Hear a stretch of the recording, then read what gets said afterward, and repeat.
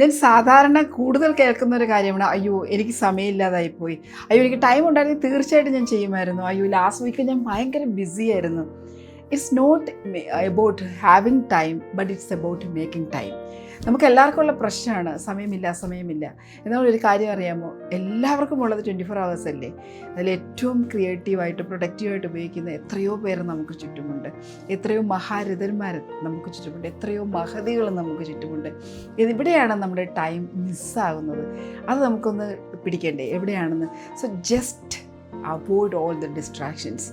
ഒരു ദിവസം നിങ്ങളുടെ ഒരു ഡിജിറ്റൽ ഡീടോക്സിഫിക്കേഷന് വിധേയമാകണമെങ്കിൽ എല്ലാ ഗാഡ്ജറ്റ്സും ഒന്ന് മാറ്റി വെച്ചിട്ട് നമ്മളൊന്ന് അസസ് ചെയ്താൽ നമുക്ക് മനസ്സിലാവും നമ്മുടെ സമയം എവിടെയാണ് പോകുന്നതെന്ന്.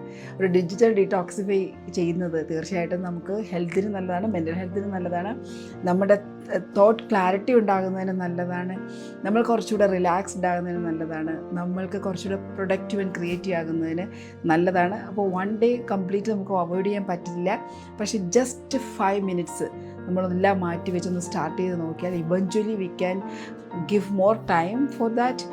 10 minutes, then 15 minutes, അങ്ങനെ നമുക്കതൊരു ഹാബിറ്റ് മേക്ക് ചെയ്യാൻ പറ്റും.